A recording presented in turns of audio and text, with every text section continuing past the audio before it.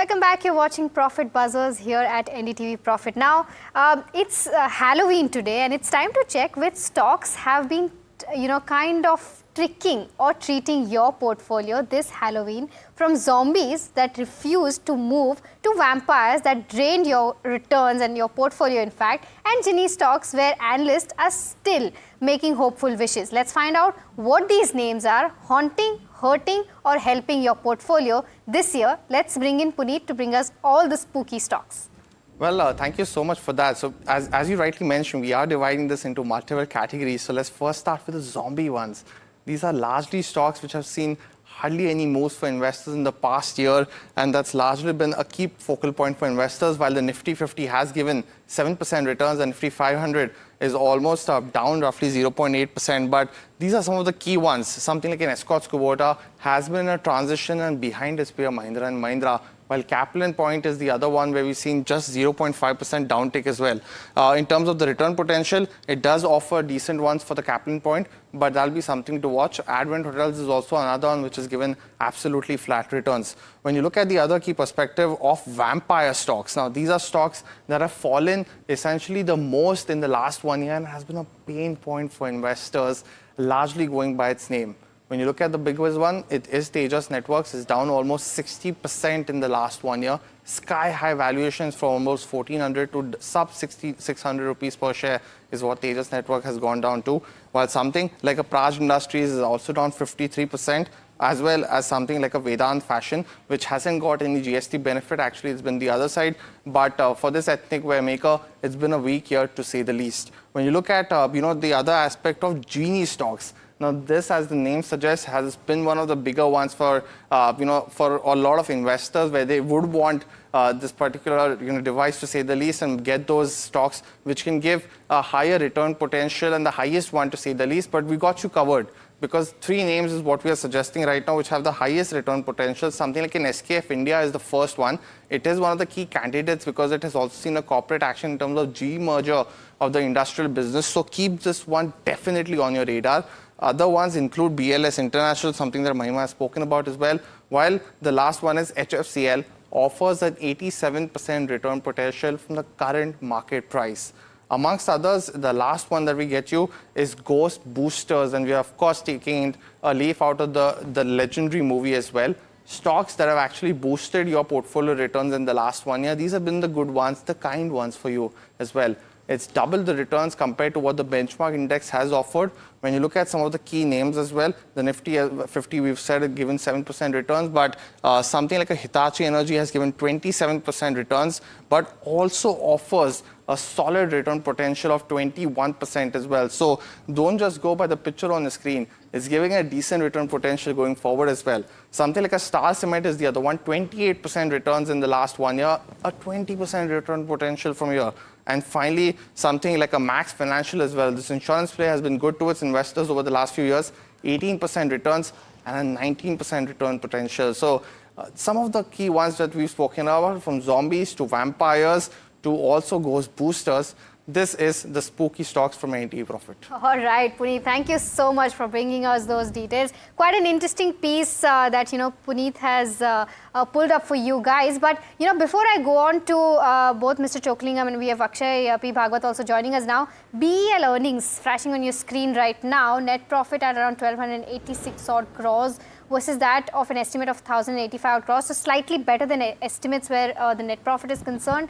Revenue at around 5,764 odd crores versus that of an estimate of, we've lost that number, but EBITDA slightly better than the estimates as well. So net profit, EBITDA better than estimates. Let's try to see as to what the revenue number also looks like. EBITDA for sure is a beat, but revenue, there you go. 5,700 odd crores versus that of 5,400 odd crores of expectation. So there's a beat there as well. And the stock is also bumping up on the back of the kind of numbers that have come in. Margins will be something, an interesting picture to watch out for. But I think we'll be soon joined by Anushi also to give us a more perspective as to how BEL has performed. I think better than expected numbers for sure, and the stock reaction suggests that. Definitely, and it was one of the major results that we were watching out for this week as well. In terms of order inflow, it's been a stellar run for the company over the last few months.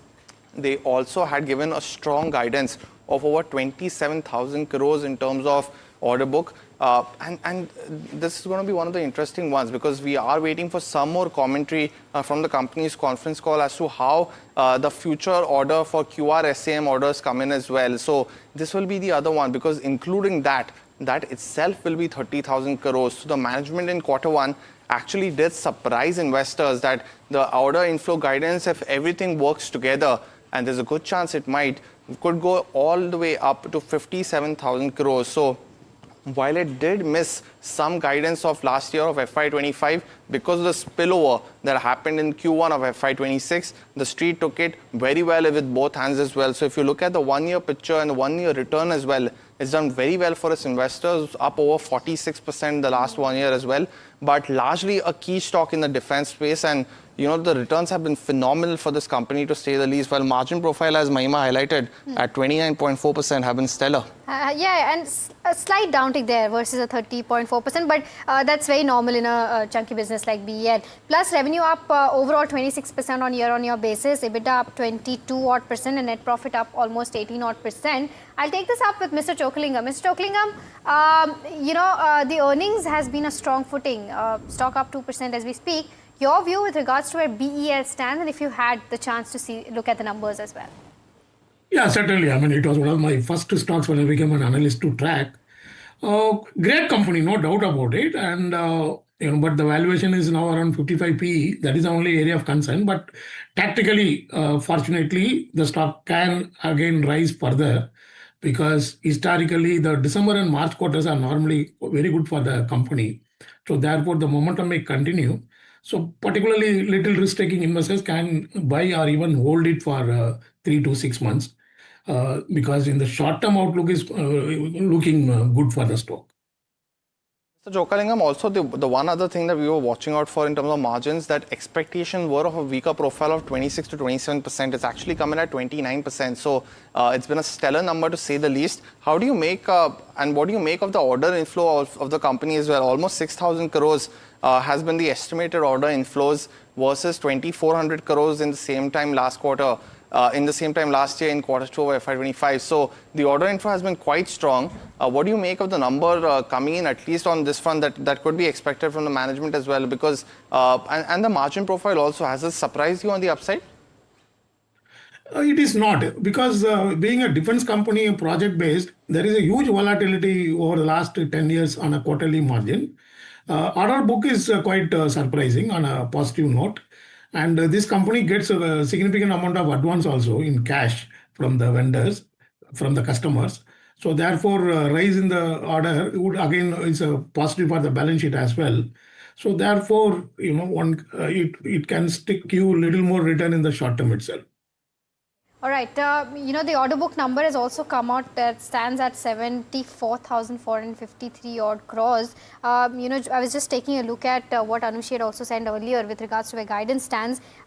Expected revenue growth at 15% is something that the guided range was, but revenue, of course, this quarter has been up 25 odd percent. Margins at 27%, so margins have also been on a stronger footing versus the guidance. Capex more than 1,000 odd crores is what the management has kind of guided for. Akshay, a very good afternoon to you, and thank you so much for joining in. Your view with regards to where charts are concerned for BEL, as Puneet mentioned, it's seen a good rally in the past 1 year. Do you think the momentum is there to stay? First of all, good afternoon to all. Look, if you look at the broader charts of BEL, the momentum is still to stay, but it depends on how your time horizon is. So if you are more short term, or your the vision for, it's more of a vision for trading for which you bought, then I would suggest that upside may be a bit capped from the current levels, considering the technical parameters and the volumes with which it has surged. But if it's a long term bet, then I still feel that you need to hold on to this. The broader trend is still strong. Maybe it might take some more time to consolidate, but longer term is a hold. Short term, it's more of a profit booking. Got the view, Akshay, but let's get Anushi also, who tracks the space very closely, to get us a roundabout of all the results. Anushi, stocks definitely reacting very positively to the results. What do you make of the first cut? Well, it's a strong set that we are looking at for Bharat Electronics yet for another quarter is what we are seeing. It's a 26% of an uptick in terms of where the revenue is concerned. 5,700 crore is the figure, and this is against the expectation of around 5,400 crore. Of course, order execution playing part into this is what we are seeing.